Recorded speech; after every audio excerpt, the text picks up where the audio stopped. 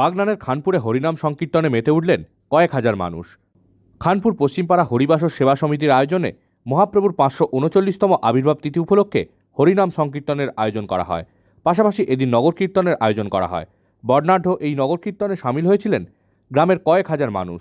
উদ্যোক্তারা জানিয়েছেন, নগর কীর্তনের শেষে প্রায় 8,000 মানুষ এদিনের অন্নকূটে অংশ নেন। আমাদের সনাতনীদেরকে বলবো, তারা যেন সব একত্রিত থাকে এবং এইভাবেই থাকে। আমাদের সনাতনী বিলুপ্ত হতে চলেছে, অতএব মেন উদ্দেশ্য হচ্ছে সনাতনীদেরকে আমাদের মনে করিয়ে দেওয়া যে আমরা সনাতনী। তো উপস্থিতি বলে দিচ্ছে আজকের প্রোগ্রামটা কত সুন্দর হয়েছে, কি সাফল্য হয়েছে। দেখুন, আপনি ক্যামেরা আপনার ঘুরিয়ে দেখুন, উপস্থিতি বলে দিচ্ছে আজকের প্রোগ্রাম কতটা সার্থক। আজকে যেমন নগর ভ্রমণ ছিল, ভগবান শ্রীকৃষ্ণ এবং রাধাকে নিয়ে ঘোড়ার গাড়ি করে আমরা পদযাত্রা করেছি।